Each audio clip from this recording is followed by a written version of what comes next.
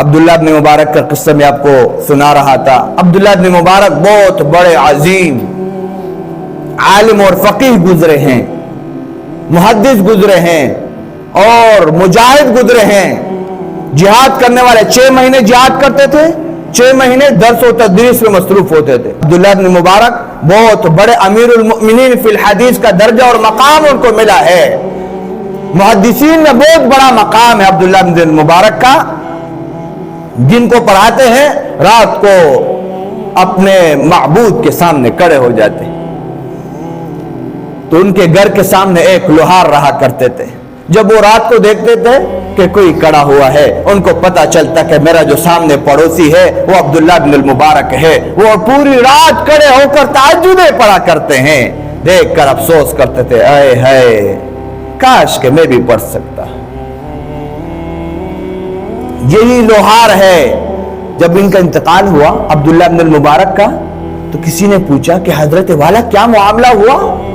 اس نے کہا رب نے بہت بڑی کرم کی، بہت نوازشیں کی، نعمتیں اور عنایتیں دی گئی، لیکن لوہار سے پیچھے رہا. اس نے کہا کون سے لوہار سے؟ بولا آپ کے سامنے، میرے گھر کے سامنے جو لوہار رہا کرتے. بولا وہ کیسے؟ بس سب کچھ دیا گیا، نعمتیں، ہر طرح کے خواہشات کو پورا کیا گیا، لیکن میرا مقام مرتبہ جنت میں لوہار سے بھی نیچے رہا. تو وہ جس نے خواب دیکھا وہ کہتا ہے میں صبح کے وقت گیا، میں نے معلوم کیا کہ آپ کا یہ جو شوہر کا اس کا بھی انتقال ہو چکا تھا لوہار کا. یہ کیا کام کرتا تھا؟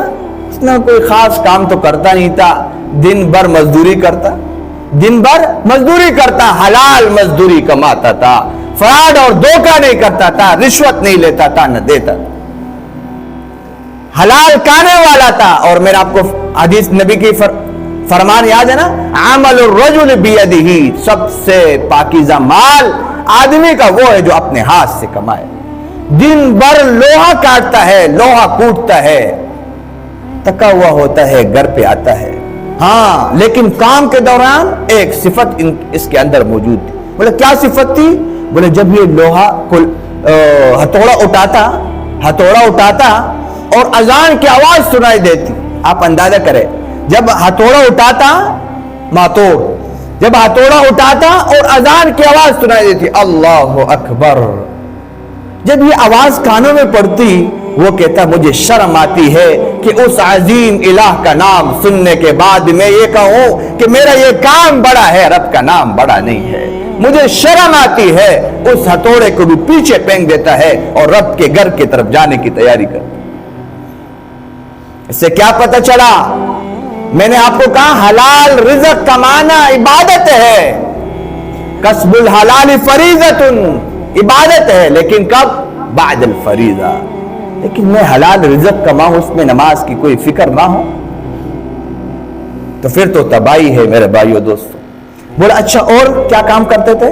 اور بولا رات کو جب آتے اور عبداللہ ابن مبارک کو دیکھتے کوئی وہ عبادت کرتے ہیں اور میں عبادت کرنے پر قادر نہیں ہوں، پوری رات کھڑا نہیں ہو سکتا ہوں، تکا ہوا ہوں، عشاء کی نماز پڑھ کر رشک اور افسوس اور ندامت کرتے تھے، اپنے اوپر رشک کرتے تھے، کاش کہ مجھے بھی اس طرح توفیق مل جاتی، کاش کہ میں بھی اس طرح کر لیتا. بولا یہ جو بات، اس کے اندر 2 صفات موجود تھے. اللہ تبارک و تعالیٰ نے اس کی وجہ سے ان کا مقام اور درجہ اتنا بڑھا دیا. میرے بھائیو دوستو آپ اندازہ کریں، رب تو اتنے کریم ہے، رب تو اتنے کریم ہے کہ ان کا مقام کہاں سے کہاں پہنچا دیا. کیا یہ میں اور آپ نہیں کر سکتے ہیں؟ نماز کا اہتمام کر سکتے ہیں کہ نہیں؟ بھائی نماز کا اہتمام تو ہم کر سکتے ہیں نا.